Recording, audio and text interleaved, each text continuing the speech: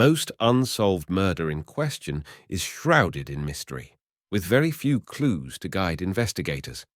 As is often the case with cases that remain unresolved for many years, revisiting the details and circumstances surrounding the crime can serve to honor the lives of the victims.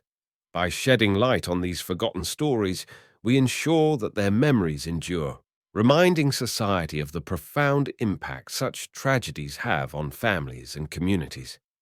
Each unsolved case represents not just a crime, but also the lost potential and dreams of individuals whose lives were cut short. Join me today as we look into the unsolved murder case of Mary Townsend. Born on the 11th of March, 1933, Mary lived with her parents at the family home at 92 Bempton Drive, South Ruislip, in the London borough of Hillingdon. In London during the 1950s, theatrical costumiers were a vital part of the theatre and film industry, responsible for designing and creating the costumes that brought characters to life on stage and screen. These professionals worked in various settings, from large costume houses to smaller workshops, often collaborating with designers, production managers, and wardrobe staff. At the age of 21, Mary had always been enchanted by the world of theatre. She worked as the manager of a theatrical costumier in London's West End and, occasionally, as a model. As the manager of a bustling costumier in London's West End, she spent her days surrounded by merry, vibrant fabrics, intricate designs, and the whispers of creativity. Mary was described as a young woman with a very respectable reputation. The director of the company that Mary worked for said, "She was a very sweet girl, intelligent and charming." She was also described as having been a friend of stage and screen stars, and it was also noted that she rarely drank. Her daily commute to and from central London was a familiar routine. On the evening of September 14th, 1954, she boarded the last Central Line train back to South Ruislip after attending a social gathering in the West End. At that time, England was experiencing the harsh realities of post-war austerity, and people were eager to find ways to earn money. Jean had just participated in a pyramid party, often likened to a face-to-face chain letter where attendees exchanged cash with one another during regular gatherings, often resulting in significant sums of money being generated quickly. The specifics of Mary's role remain somewhat ambiguous. She was sometimes referred to as a hostess or an investor. However, what is clear is that she was a frequent participant in these events. Shockingly, she had been strangled with her own black and gold silk scarf. Her body was discovered approximately 3/4 of a mile from her home on Bempton Drive, Ruislip Moor, by a workman at 7 a.m. She had spent the previous evening with friends at a pyramid club in the West End, near her workplace, leaving for home around 11 p.m. The area where she was found was a vacant lot located directly on the route from South Ruislip Underground Station to her house at the junction of Angus Drive and Victoria Road. The grass in that spot was flattened, indicating a possible struggle or that her body had been dragged there. Reports suggested the grass was over 6 feet tall in some areas, yet her body lay just 6 feet from the busy Victoria Road. When she was discovered, she was fully dressed, except for her shoes and stockings, which were located alongside her handbag near her body. Although her undergarments were disheveled, there were no signs of sexual assault. Investigators also noted the absence of any scratch marks on her body. Her clothes were reported to be damp from the rain, and the black and gold-striped scarf used to strangle her was still tightly wrapped around her neck when she was discovered. It was noted that her black velvet court shoes and stockings had been removed, though it was believed that they had been pulled off by thistles as she was dragged through the grass, rather than as a result of an assault.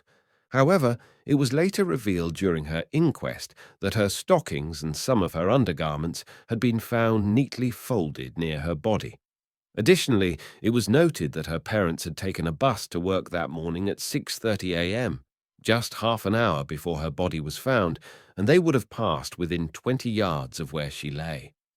When the police arrived at the scene, Mary Townsend's body had already been covered with a tarpaulin.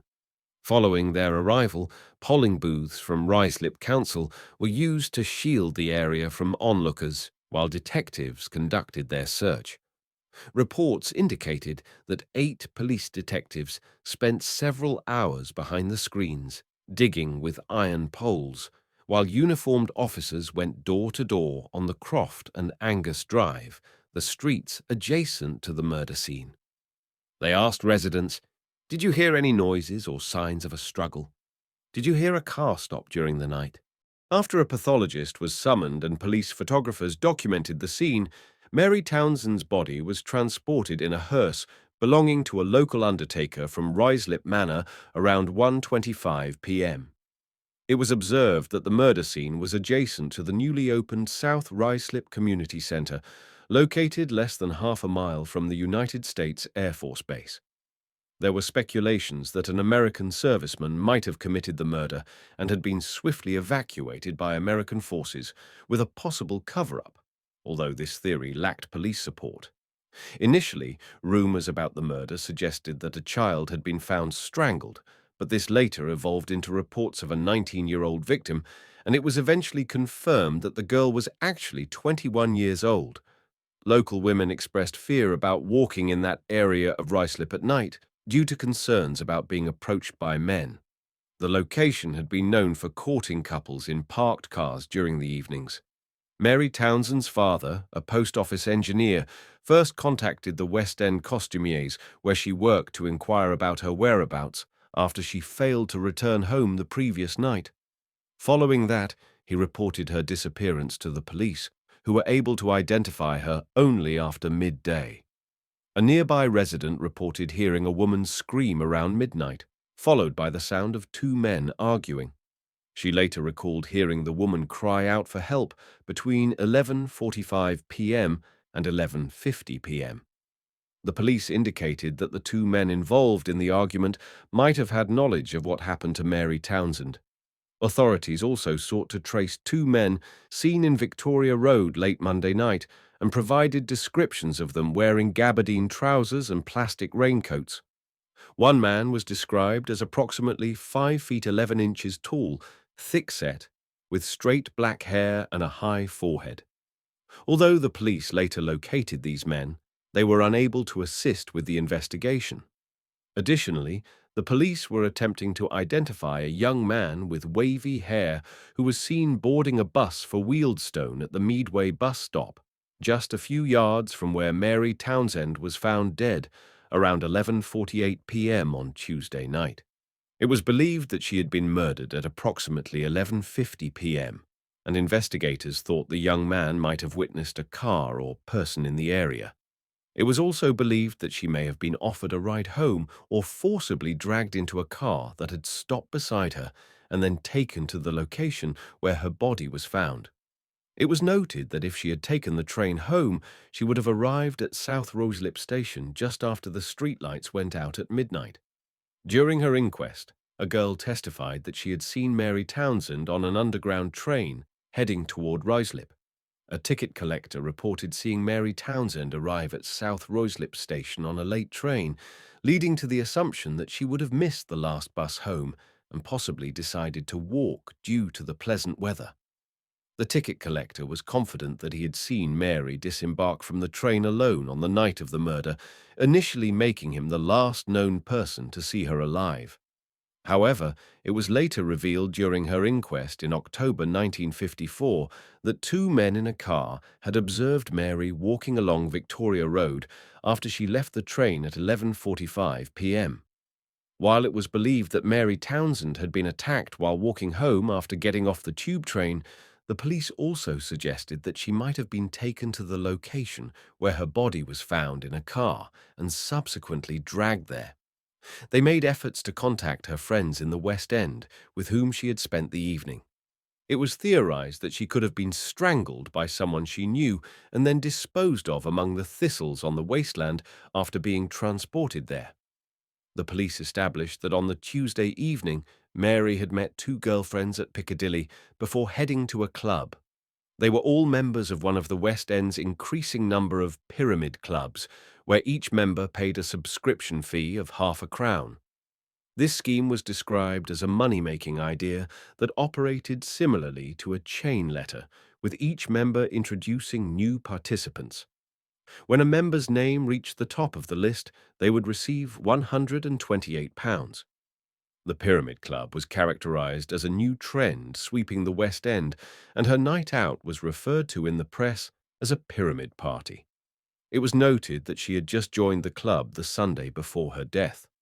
The scheme required an initial payment of 2 shillings and sixpence join, and each person was expected to bring along 2 friends the next day, who would also pay the same amount. This structure allowed the gatherings to grow exponentially, forming pyramids of 8 that were part of a larger pyramid, and as each member's name ascended the list, they would receive £128 and host a party. It was reported that Mary Townsend had been hosting her party on Irving Street, and the night she was murdered marked the last gathering for her group of 8. She had previously attended a pyramid party on Sunday, hosted by a member of the cast of the West End musical Guys and Dolls. When informed of Mary's death, the actor remarked, "I had read about the murder in the evening papers, but I didn't connect it with our Mary until later. We held Mary's party anyway, although 3 people didn't show up. Later, 2 others from last night's party had to go give statements at Scotland Yard."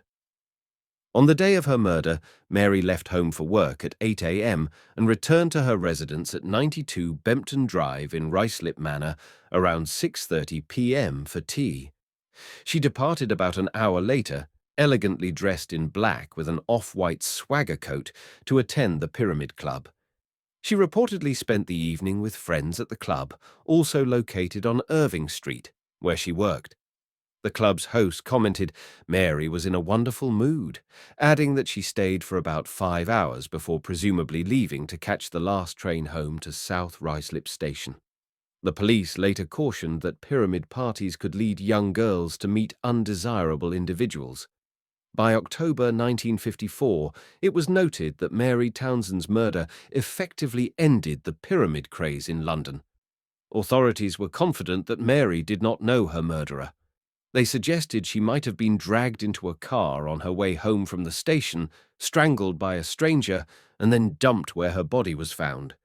During the investigation, messages were displayed on local cinema screens at the police's request, urging anyone who had been near the murder scene between 11:45 p.m. and 12:45 a.m. on the night of the crime to visit their nearest police station. On Monday, September 20th, 1954, the police received blood-stained clothing and learned of a man with a badly scratched face.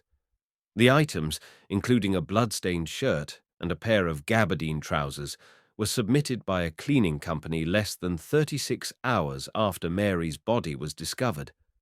Police found these items during routine checks at local cleaners.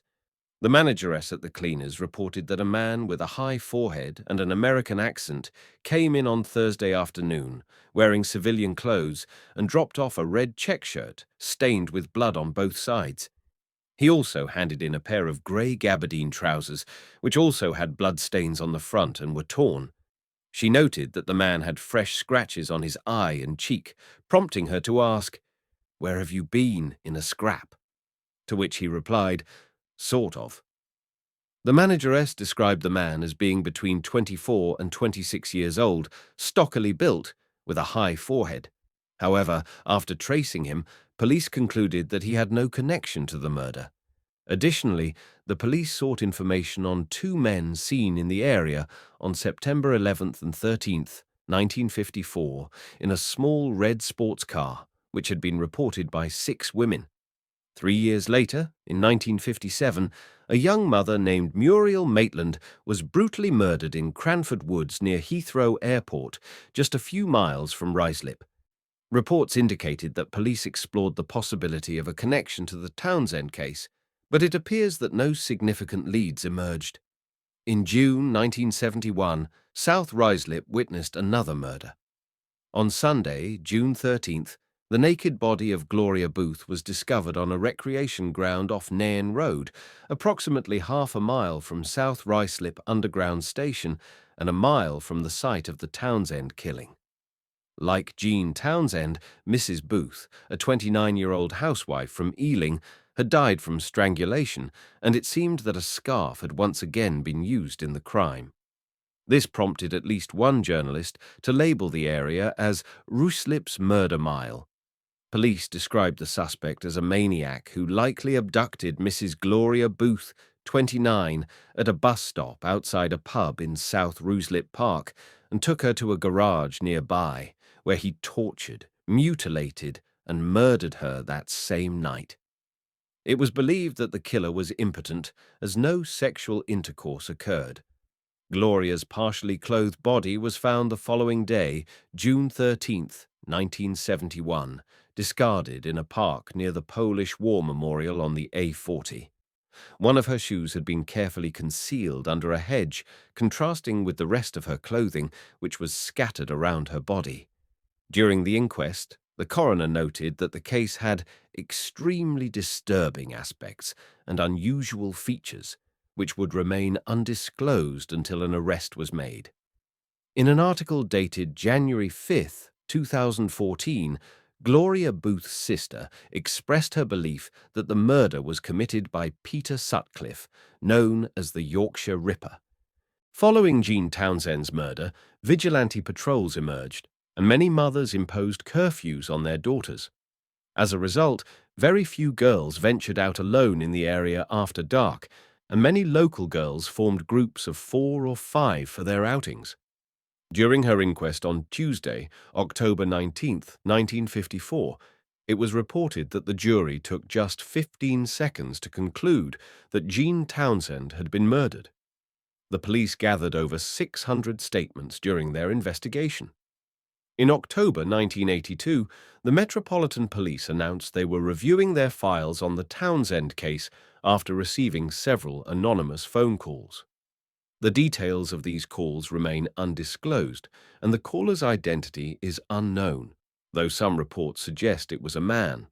The police indicated they were very interested in the information provided and stated they now felt confident that no American servicemen were involved and that there were no connections between the Townsend murder and any other crimes.